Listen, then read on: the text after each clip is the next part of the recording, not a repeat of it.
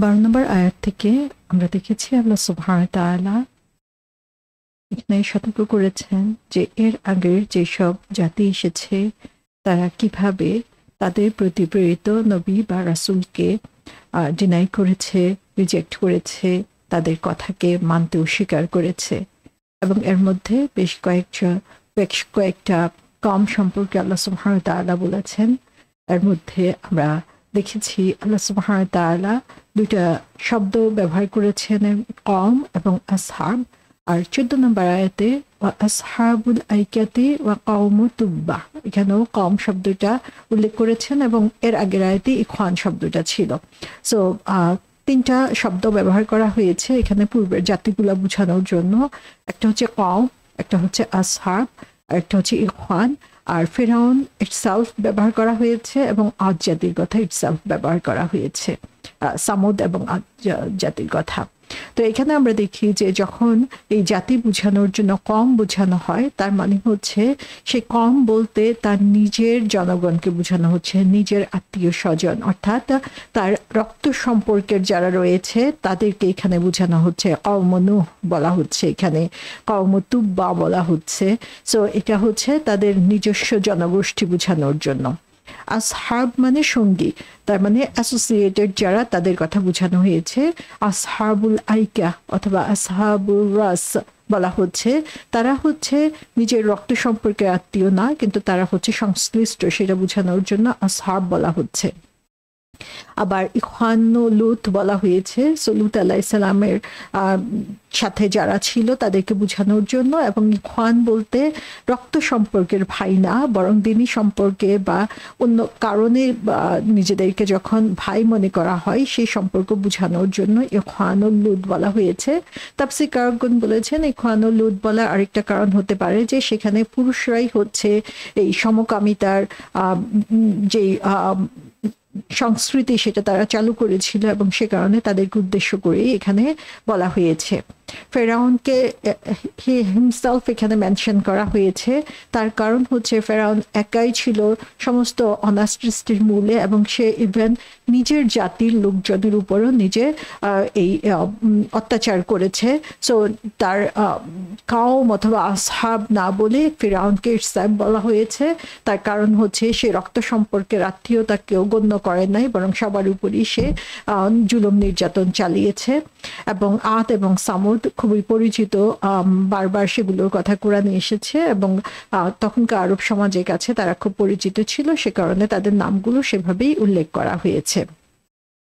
তো এখানে আমরা দেখি যে লাস্ট যেই দুইটা গুচ্ছের কথা বা গ্রুপের কথা এখানে বলা হয়েছে, একটা হচ্ছে ওয়া আসহাবুল আইকাতে ওয়া কওমু তুব্বা, যে আসহাবুল আইকা এবং তুব্বা সম্প্রদায় তাদের কথা বলা হয়েছে। আসহাবুল আইকা কারা ছিল? আসহাবুল আইকাকে আমরা যদি লিটারালি মিনিং করি তাহলে হচ্ছে তারা হচ্ছে পিপল অফ ফরেস্ট, যেটা হচ্ছে বন জঙ্গলের অধিকারী যারা ছিল। সো এখানে আমরা দেখি সূরা শুআরাতেও আল্লাহ সুবহানাহু ওয়া তাআলা তাদের কথা উল্লেখ করেছেন, যেখানে সেম ধরনের কথাই বলা হয়েছে যে আসহাবুল আইকা বা বনের অধিবাসীরা পয়গম্বরকে মিথ্যাবাদী বলেছে। যখন শোয়েব তাদেরকে বললেন তোমরা কি ভয় করো না? তাহলে এখানে আমরা দেখছি যে আসহাবুল আইকার প্রতি প্রেরিত নবী ছিলেন হচ্ছে শোয়েব আলাইহিস সালাম। আইকা শব্দের অর্থ হচ্ছে ঘন জঙ্গল বা যে কোনো ধরনের জঙ্গল বোঝানোর জন্য আইকা বলা হয়ে থাকে। সো সেই আসহাবুল আইকা যে এলাকায় ছিল সেখানে প্রচুর গাছপালা এবং জঙ্গল ছিল, সেটা এখান থেকে বোঝা যায়। এবং শোয়েব আলাইহিস সালাম তাদের প্রতি প্রেরিত হয়েছিলেন তাদেরকে সঠিক পথ প্রদর্শন করার জন্য। সো এই জায়গাটা হচ্ছে মাদায়েনের কাছাকাছি একটা শহর, মাদায়েনের কাছাকাছি একটা এলাকাকে বোঝানো হয়েছে এবং সেখানে মানুষজন হচ্ছে গাছকে পূজা করত এবং স্পেশাল টাইপের একটা গাছ সেখানে ছিল যেটাকে আইকা বলা হয়ে থাকে। সেই গাছগুলো হচ্ছে টুইস্টেড টাইপ, যে একটু অড শেপের ছিল এবং সেই গাছগুলোকে সেখানকার অধিবাসীরা ইবাদত করত। এবং শোয়েব আলাইহিস সালাম যখন তাদের প্রতি প্রেরিত হন শুআয়ব আলাইহিস সালাম, এখানে আমরা দেখি যে তাদেরকে আসহাবুল শুআয়ব অথবা কাওম শুআয়ব বলা হয় নাই, বরং আসহাবুল আইকা বলা হয়েছে, যে এখানে শুআয়ব আলাইহিস সালামের সাথে তাদেরকে অ্যাসোসিয়েট করা হয় নাই, বরং যে গাছের তারা পূজা করত সেই গাছের সাথে, সেই জঙ্গলের সাথে তাদেরকে অ্যাসোসিয়েট করা হয়েছে। সো ইবনে কাসির বলেছেন যে এই পিপল অফ মাদায়েন বা এই আসহাবুল আইকা যারা, তারাই হচ্ছে ফার্স্ট পিপল যারা হচ্ছে রাস্তায় গাড়ি পার করার জন্য হচ্ছে টোল নির্ধারণ করেছিল, যারা তাদের জায়গার উপর দিয়ে যাওয়ার জন্য তাদের মানুষকে ফি দিতে হতো, চার্জ দিতে হতো, সেটাই তারা প্রথম নির্ধারণ করেছিল। এবং তাদের জীবনে আরেকটা বিশেষ দিক ছিল, তারা হচ্ছে ডাকাতি এবং ইনজাস্টিস বা অত্যাচারের দিক থেকে সীমা লঙ্ঘন করেছিল। সো তাদের মধ্যে অধিকাংশ লোকই হচ্ছে প্রকৃতি এবং গাছের পূজা করত। শুআয়ব আলাইহিস সালাম তাদেরকে বারবার সতর্ক করলেন আল্লাহ সুবহানাহু ওয়া তাআলার শাস্তি সম্পর্কে, এবং তাদেরকে তিনি সাবধান করে দিলেন যে তারা যদি তাদের জীবনের এই গতিধারা পরিবর্তন না করে তাহলে কি ধরনের শাস্তি তাদের কাছে আসবে। এবং শুআয়ব আলাইহিস সালাম তাদেরকে সতর্ক করলেন যে যদি তারা এ ধরনের লাইফস্টাইল মেনটেন করে তাহলে তাদের যে ধন সম্পদ সেটা থেকে তারা বঞ্চিত হবে এবং তারা গরিবে পরিণত হবে। এবং তাদের ব্যাপারে আরো বলা হয়েছে যে তারা হচ্ছে মাপে কম দিত এবং তাদের হিসাব নিকাশে তারা সতর্কতা অবলম্বন করতো না, মানুষকে ঠকানোর ব্যাপারে তারা হচ্ছে বেশ উদ্যোগী ছিল, যেটা আমরা সূরা আল-আরাফের 85 নম্বর আয়াতে দেখি। সো শুআয়ব আলাইহিস সালাম হচ্ছে দিনের পর দিন তাদেরকে সাবধান করতে থাকেন, যদি এই বলে যে যদি তারা সতর্ক না হয় তাহলে তাদেরকে নূহ আলাইহিস সালামের জাতি, হুদ আলাইহিস সালামের জাতি, সালেহ আলাইহিস সালামের জাতি, লূত আলাইহিস সালামের জাতি যে ধরনের ধ্বংসের সম্মুখীন হয়েছিল সে ধরনের ধ্বংসের মুখোমুখি হতে হবে, সেটা আমরা সূরা হুদের 89 নম্বর আয়াতের মধ্যে দেখি। সো মাদায়েনের যারা জনপ্রতিনিধি ছিল বা লিডার ছিল তারা শুআয়ব আলাইহিস সালামের এইসব কথা শুনতে শুনতে তারা টায়ার্ড হয়ে গেল এবং তারা তাকে বলতে লাগলো যে তারা তাদের পূর্বপুরুষদের ধর্মকে অস্বীকার করতে পারবে না, যে ট্রেডিশন তাদের পূর্বপুরুষরা মেনটেন করে এসেছে সেটাই তারা মেনটেন করবে, এবং তারা তাদের যে লাইফস্টাইল সেটার উপরই হচ্ছে অহংকার বশত চলতে থাকলো। এবং পরবর্তীতে আল্লাহ সুবহানাহু ওয়া তাআলা তাদের উপরে শাস্তি দিলেন, এবং তাদের উপরে শাস্তি আসার আগে আমরা জানি যে আল্লাহ সুবহানাহু ওয়া তাআলা শুআয়ব আলাইহিস সালাম এবং তার যারা অনুসারী ছিল তাদেরকে নিরাপদ জায়গায় সরে যেতে বললেন, এবং তারা যখন সেখানে সরে গেল তখন ইবনে কাসির বর্ণনা করেছেন যে তাদের উপরে আনবিয়ারেবল স্কর্চিং হিট, যে প্রচন্ড তাপ তাদের উপরে ঝরতে লাগলো প্রায় 7 দিনের মতো, এবং তারা সেই অবস্থায় নিজেদেরকে ঠান্ডা করার জন্য সব রকমের চেষ্টা করলো, কিন্তু কোনোভাবেই সেই উত্তাপ থেকে নিজেদেরকে রক্ষা করতে পারলো না।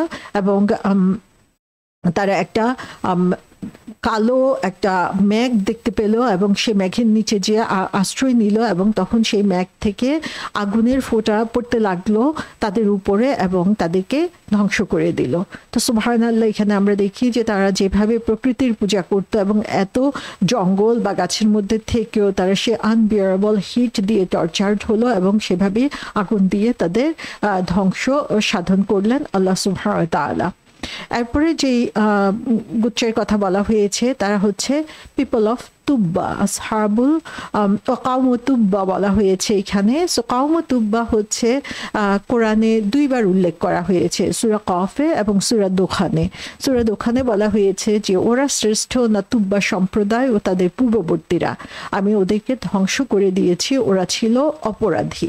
তো এখানে আল্লাহ সুবহানাহু ওয়া তাআলা কাওম তুব্বার কথা বলেছেন, এবং এই কাওম তুব্বার ব্যাপারেও আমরা দেখি যে খুব বিস্তারিত কিছু কোরআনে আসে না, এই 2 জায়গাতেই শুধুমাত্র এটা উল্লেখ করা হয়েছে।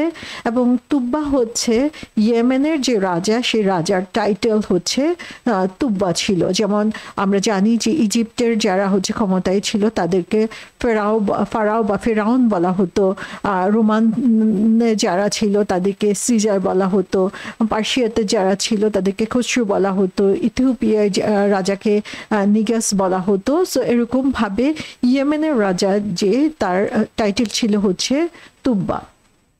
সো তারা হচ্ছে সাবা নামক জায়গায় থাকতো। সূরা সাবাতে তাদের সেই সাবার পিপলদের কথা উল্লেখ করা হয়েছে। আল্লাহ সুবহানাহু ওয়া তাআলা তাদেরকে সতর্ক করে দিলেন তাদের তারা যে মূর্তি পূজা করত এবং আল্লাহ সুবহানাহু ওয়া তাআলাকে অস্বীকার করত এবং পুনরুজ্জীবনকে অস্বীকার করত, সেই ব্যাপারে আল্লাহ সুবহানাহু ওয়া তাআলা তাদেরকে সতর্ক করেছেন, কিন্তু তারা সেই সতর্ক বাণীতে কোনো কান দেয় নাই। আল্লাহ সুবহানাহু ওয়া তাআলা তারপর আর্থকোয়েক দিয়ে হচ্ছে তাদের পুরো জায়গাটাকে ধ্বংস করে দিয়েছেন। তো তুব্বার ব্যাপারে বলা হয়ে থাকে যে তারা হচ্ছে আরবদের মধ্য থেকে এসেছে, তাদের ডিসেন্ডেন্ট ছিল আরবদের উত্তরসূরি। সো আরবদের কাহাতান গোত্র থেকে এসেছে তুব্বা, আর কোরাইশরা ছিল আরবদের আদনান গোত্র থেকে, এবং সে কারণে হচ্ছে কোরাইশদের কাছে কওম তুব্বা পরিচিত ছিল। এবং তারা হচ্ছে হিমার অথবা সাবা নামক জায়গায় ছিল, এবং সেই জায়গার রাজা হচ্ছে তুব্বা ছিল। সো তুব্বার ব্যাপারে বলা হয়ে থাকে যে তাদের মধ্যে থেকে একজন তুব্বা, অর্থাৎ তাদের যে বংশ পরস্পরের রাজা ছিল তাদের মধ্যে থেকে একজন রাজা ইয়েমেন থেকে বের হয়ে আসলেন, এবং তিনি হচ্ছেন বিভিন্ন জায়গা বিজয় করার জন্য যেতে লাগলেন, এবং যেখানেই তিনি যাচ্ছিলেন সেখান থেকে প্রচুর মানুষ তার অনুসারী হচ্ছিল, সবাই এসে তাদেরকে সংবর্ধনা জানাচ্ছিল এবং তার দলে অন্তর্ভুক্ত হচ্ছিল। এবং তিনি যখন মদিনার পাশ দিয়ে যাচ্ছিলেন, ইয়াসরিব তখন নাম ছিল, সো তখন তিনি দেখলেন যে সেখানে কেউই তাকে সংবর্ধনা দেওয়ার জন্য বের হয়ে আসে নাই। তখন তিনি তাদের বিরুদ্ধে যুদ্ধ ঘোষণা করলেন, এবং তিনি তাদের সাথে দিনের বেলা যুদ্ধ করতেন, এবং মদিনাবাসী ছিলেন এত কোমল হৃদয়ের অধিকারী, রাতের বেলা তারাই আবার খাবার দিয়ে তাদেরকে সাহায্য করত। সো যখন তারা এই ধরনের অ্যাটিটিউড দেখলো মদিনাবাসী, তখন তারা লজ্জিত হলো এবং তাদের সাথে যুদ্ধ করা থেকে বিরত হলো। এবং সেই সময় দুজন জুইশ রাব্বি, জুইশ যে পণ্ডিত ব্যক্তি ছিলেন, তারা তাকে পরামর্শ দিলেন এবং বললেন যে এই সিটি জয় করার জন্য তার চেষ্টা না করাই ভালো, কারণ এই সিটিতে একজন নবী আসবেন হিজরত করে, এবং সেখানে তিনি অবস্থান করবেন। এবং এই কথা শুনে তখন তিনি মদিনা থেকে অগ্রসর হয়ে মক্কার দিকে গেলেন। যখন তিনি মক্কায় গেলেন তখন কাবা ঘরকে সেখানে দেখতে পেলেন, এবং তিনি তখন কাবা ঘরকে ধ্বংস করার জন্য চিন্তা ভাবনা করলেন। এবং তখন তাকে সেই কাবা ঘরের যে গুরুত্ব সেটা বলা হলো, এবং বলা হলো যে এটা ইব্রাহিম আল খালিল আলাইসাল্লাম তিনি এটা তৈরি করেছেন, এবং এখানেই হচ্ছে শেষ নবী আগমন করবেন। তখন তিনি তাকে সম্মান প্রদর্শন করলেন, কাবার আশেপাশে পাশে তাওয়াফ করলেন, এবং তিনি প্রথম যিনি হচ্ছে কাবাকে খুব দামি একটা কাপড় দিয়ে কাভার করলেন। এখন যে আমরা কি সোয়া দেখি সেটা এসেছে সেখান থেকেই, যে তিনি তখন সেটাকে ফার্স্ট কোনো কাপড় দিয়ে কাভার করলেন। এবং তারপর তিনি ইয়েমেনে চলে গেলেন, এবং সেখানে যে মানুষকে তিনি দিনের পথে দাওয়াত দিতে থাকলেন। এবং যখন তাদেরকে দাওয়াত দিলেন, তাদের মধ্যে কিছু লোক হচ্ছে সেই তার দাওয়াতকে কবুল করে নিল। রাসূল সাল্লাল্লাহু আলাইহি ওয়াসাল্লাম বলেছেন যে আমি জানি না যে তুব্বা একজন নবী ছিলেন নাকি ছিলেন না। এবং আতা বিন রাবিয়া থেকে বলা হয়েছে যে তুব্বার ব্যাপারে তোমরা খারাপ কিছু বলো না, কারণ রাসূল সাল্লাল্লাহু আলাইহি ওয়াসাল্লাম এটা করতে নিষেধ করেছেন। সো যখন সেই রাজা যতদিন ছিলেন ততদিন পর্যন্ত তারা সেই সঠিক পথে ছিল, এবং তারপরে তারা আবার হচ্ছে ভুল পথে পরিচালিত হয়, এবং তারা আইডল ওয়ার্শিপিং বা মূর্তি পূজার দিকে আকৃষ্ট হয়ে পড়ে, এবং তখন আল্লাহ সুবহানাহু ওয়া তাআলা তাদেরকে ধ্বংস করার জন্য ভূমিকম্প দিয়ে দেন।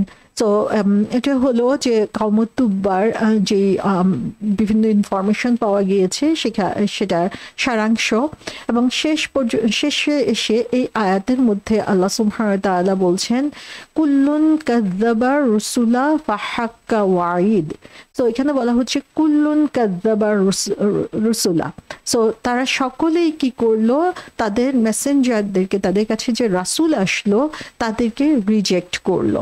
সো এখানে আমরা দেখি যে কাযযাবা শব্দটা আবারও এসেছে। আগেও আমরা বলেছি যে কাযযাবা শব্দের অর্থ অস্বীকার করা, কোনো জিনিসকে মানতে অস্বীকার করা, কোনো জিনিসকে মেনে না নেওয়া, সেটা হচ্ছে কাযযাবা। এবং কাযযাবা আসলে অবিশ্বাস করা একটা জিনিস যে আমি কোনো জিনিসকে অবিশ্বাস করলাম, কিন্তু অবিশ্বাস না বরং অবিশ্বাস করে সেই জিনিসটার ব্যাপারে আমি অপপ্রচার চালালাম, সেটা হচ্ছে কাযযাবা। সো প্রপাগান্ডা চালানো। সো এটা অবিশ্বাসের চেয়েও আরো কঠিন এবং খারাপ কাজ আমরা দেখতে পাচ্ছি, যে তারা তাদের রাসূলদের ব্যাপারে হচ্ছে অপপ্রচার চালাতে লাগলো। তারা শুধু অবিশ্বাসই করলো না, তার ব্যাপারে অপপ্রচার চালালো এবং তার এগেইনস্টে কাজ করতে লাগলো।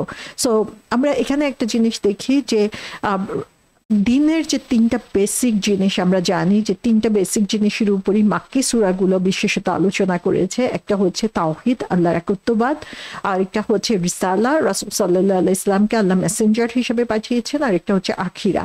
এই তিনটা হচ্ছে এমন ভাবে একটা আরেকটার সাথে কানেক্টেড যে একটাকে অস্বীকার করা মানে বাকি দুইটাকে অস্বীকার করা। তো যখন কেউ হচ্ছে মেসেঞ্জারদেরকে রিজেক্ট করছে, রাসূলদেরকে মানতে অস্বীকার করছে, তারা একদিকে আসলে আল্লাহর একত্ববাদকে অস্বীকার করছে, আরেকদিকে আখিরাতকে অস্বীকার করছে। তার মানে হচ্ছে তারা কমপ্লিটলি দ্বীনকে রিজেক্ট করছে। সো আল্লাহ সুবহানাহু ওয়া তাআলা এখানে বলছেন যে কুল্লুন কাযযাবা রুসুলা, তারা হচ্ছে রাসূলদেরকে, এর আগে বলা হয়েছিল কাযযাবাল হক, যে হককে, যেটা সত্য সেটাকে তারা অস্বীকার করছে, সেটার এগেনস্টে তারা প্রোপাগান্ডা চালাচ্ছে। আর এখানে বলা হচ্ছে রাসূলদের এগেনস্টে তারা প্রোপাগান্ডা চালাচ্ছে। সো আমরা আগের যে জাতিগুলোর এক্সাম্পল এখানে দেওয়া হয়েছে সেদিকে যদি আমরা খেয়াল করি তাহলে দেখব যে প্রত্যেকেই তাদের রাসূলগণ, তাদের মেসেঞ্জারগণ, নবীগণ তাদের কাছে যেই মেসেজ নিয়ে এসেছে সেটাকে মানতে তারা অস্বীকার করেছে। এবং শুধু মানা না, তাদের অধ্যত্ব প্রকাশ পেয়েছে যে হ্যাঁ তুমি তোমার পানিশমেন্ট নিয়ে আসো, দেরি করো কেন, তোমরা কি করতে পারো, তোমার ক্ষমতা আমাদেরকে দেখাও, এরকম ভাবে তাকে চ্যালেঞ্জও করেছে। সো এখানে আমরা দেখি যে আল্লাহ সুবহানাহু ওয়া তাআলা কাযযাবা শব্দটাকে আবার রিপিট করে এটা গুরুত্বটা যে শুধু অস্বীকার করা না বরং এর এগেইনস্টে কাজ করাটা, সেটা যে আল্লাহ সুবহানাহু ওয়া তাআলা কত বেশি অপছন্দ করেন সেটা আমরা এখানে দেখতে পাচ্ছি। এবং এখানে কুল্লুন বলা হয়েছে, কুল্লুন শব্দটা হচ্ছে জেনারেল ফর্মে, নাকিরা বলা হয়, যে সাধারণভাবে ব্যবহার করা হয়েছে, বিশেষ কাউকে উদ্দেশ্য করে না। সো তার মানে হচ্ছে এই যে যেসব মেসেঞ্জার বা নবী রাসূল এসেছে তার মধ্যে কিছু কিছু আমরা জানি, কিছু কিছু আমরা জানি না। এবং সবার ব্যাপারে এখানে বলা হচ্ছে যে জানা অজানা যত নবী রাসূল এসেছে সবার ব্যাপারেই তারা এই ধরনের অ্যাটিটিউড শো করেছে। এবং এখানে আমরা দেখি যে এর আগের যতগুলো গুচ্ছের কথা এখানে বলা হয়েছে কোনোটা কিন্তু ক্রনোলজিক্যাল অর্ডার মেনটেন করে বলা হয় নাই, বরং একটার সাথে আরেকটা কানেক্টেড করে আমরা দেখতে পাচ্ছি যে এটা এমন না যে এরপরে এসেছে সেভাবে আল্লাহ সুবহানাহু ওয়া তাআলা বলেছেন, বরং আল্লাহ সুবহানাহু ওয়া তাআলা সবগুলো জাতির কথা এখানে বলেছেন। এবং এই সূরাতেই আমরা দেখি যে একটা লং লিস্ট আল্লাহ সুবহানাহু ওয়া তাআলা দিয়েছেন, লং লিস্ট অফ নেশনস, যেটা হচ্ছে কোরআনের জন্য আনইউজুয়াল, যেটা এভাবে দেওয়া হয় না, হয়তোবা একটা বা দুইটা জাতির কথা উল্লেখ করা হয়েছে। তো এখানে আমরা দেখি যে এই যে লিস্টটা আল্লাহ সুবহানাহু ওয়া তাআলা দিয়েছেন তার মধ্যে হচ্ছে কিছু হচ্ছে আরবদের কাছে খুবই পরিচিত, আবার কিছু হচ্ছে অপরিচিত। যেমন আদ, সামুদ, আসহাবুল আইকা, এরা হচ্ছে সবই আরবদের কাছে পরিচিত। তারা যে ব্যবসার উদ্দেশ্যে বিভিন্ন জায়গায় যেত, এই ধ্বংসাবশেষগুলোর পাশ দিয়ে যেত, তারা এই গল্পগুলো প্রায়ই শুনে থাকে। সো এই গোত্রগুলো হচ্ছে তাদের পরিচিত। আবার দেখা যাচ্ছে যে নূহ, লূত, ফিরআউন, এই যে বিবলিক্যাল প্রফেট যারা রয়েছে তারা কিন্তু আবার আরবদের কাছে পরিচিত না, তারা হচ্ছে জুস, খ্রিস্টান, তাদের কাছে পরিচিত। সো এখানে আমরা দেখি যে আল্লাহ সুবহানাহু ওয়া তাআলা এমন একটা লিস্ট দিয়েছেন যে লিস্টটা হচ্ছে আরব, ইহুদি, খ্রিস্টান যারা আছে সবার জন্য সতর্কবাণী, এবং সবার কাছে তাদের পরিচিত যারা তাদের কথা উল্লেখ করে আল্লাহ সুবহানাহু ওয়া তাআলা এখানে সতর্ক করে দিয়েছেন। এবং তারপরে তিনি বলছেন ফাহাক্কা ওয়াঈদ, এবং তারা কি করেছে, তারা হচ্ছে সত্যের ব্যাপারে যে সতর্কবাণী, সেই সতর্কবাণীর কথা আল্লাহ এখানে উল্লেখ করেছেন। হক মানে হচ্ছে রাইটফুলি ডিউ, যেটা হচ্ছে হওয়া উচিত, যেটা হচ্ছে রিয়েলিটিতে রয়েছে, সত্যিকার ভাবেই যেটা করা উচিত সেটাই হচ্ছে হক। এবং ওয়াঈদ শব্দটার অর্থ হচ্ছে থ্রেট অথবা ওয়ার্নিং অথবা সতর্কবাণী। তো আল্লাহ সুবহানাহু ওয়া তাআলা এখানে বলছেন যে হাক্কাল ওয়াইদ, যে এরপরে এই যে জাতিগুলোর কথা বলা হলো তারা সবাই হচ্ছে তাদের প্রতি যেই মেসেঞ্জার সতর্ককারী এসেছিল সেই সতর্ককারীকে তারা অস্বীকার করেছে, এবং অস্বীকার করার পরে তারপরে তাদের কথা বলা হচ্ছে যে তারা যে আল্লাহ সুবহানাহু ওয়া তাআলার পক্ষ থেকে ফাহাক্কা ওয়াইদ, যে আমার যে থ্রেট তাদের জন্য ছিল সেই থ্রেটটাকে তারা হচ্ছে এখানে অস্বীকার করেছে। ওয়াইদ শব্দটা এখানে দেখি, ওয়াইদ শব্দটা হচ্ছে যে দি, যে শেষে আমরা দি দেখতে পাচ্ছি, ওয়াইদি, ওয়াইদি শব্দটা দিয়ে বোঝানো হচ্ছে যে আমার, এখানে একটু সংক্ষিপ্ত আকারে এসেছে। সো আমার যে ওয়ার্নিং বা আমার যে সতর্কবাণী সেটা হচ্ছে রাইটফুলি ডিউ, সেটা জাস্ট যতটুকু হওয়া দরকার ছিল ততটুকুই এসেছে, এবং হক বলতে এখানে বোঝানো হচ্ছে যে যেটা অলরেডি হয়ে গিয়েছে, যেটা প্রুভেন ট্রু, এ ব্যাপারে আর কোনো ধরনের কোনো ধরনের সন্দেহ নেই। সো এই আল্লাহর এই সতর্কবাণী যেটা হওয়ার কথা ছিল সেটা সত্যিকার ভাবে আল্লাহ সুবহানাহু ওয়া তাআলা দেখিয়ে দিয়েছেন, রিয়েলিটিতে এটা হয়েছে, এবং তাদের যতটুকু প্রাপ্য ছিল আল্লাহ সুবহানাহু ওয়া তাআলা ঠিক ততটুকুই তাদেরকে সে প্রাপ্য দিয়েছেন, সেই অনুযায়ী তাদেরকে তিনি সতর্ক করেছিলেন।